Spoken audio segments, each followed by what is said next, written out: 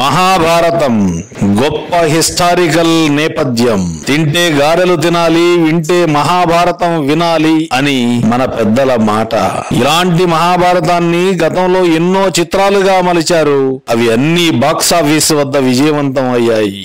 తెలుగు సినిమాకు అగ్రజుడైన అన్న ఎన్టీఆర్ గారు టచ్ చేసినట్లుగా భారతదేశ భాషల్లో మరెవరూ మహాభారతాన్ని టచ్ చేయలేదు.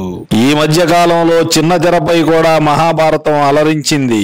ఇప్పుడు లేటెస్ట్ గా మరోసారి మహాభారతం పెద్ద తెరపై సందడి చేయనుంది. ప్రముఖ మలయాళ నవలా రచయిత ఎంటి వాసుదేవన్ నాయర్ రాసిన రాంధమూలం నవలను ఆధారంగా చేసుకుని మహాభారతాన్ని నిర్మించబోతున్నారు.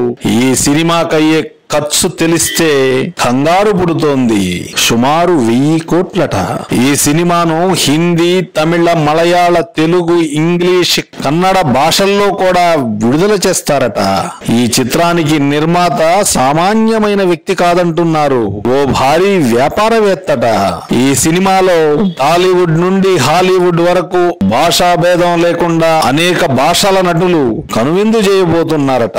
ముఖ్యంగా మలయాళ సూపర్ స్టార్ మోహన్ లాల్ ముఖ్య పాత్ర పోషించబోతున్నాడు. అలాగే మన టాలీవుడ్ నుంచి ఓ ప్రముఖ పాత్ర మన జూనియర్ ను వరించనున్నదన్న వార్త హల్చల్ చేస్తోంది. ఇలా తమిళం నుంచి, కన్నడ నుంచి, హిందీ నుంచి కూడా అగ్రనటులు కొందరు ఈ సినిమాలో నటించబోతున్నారని సమాచారం.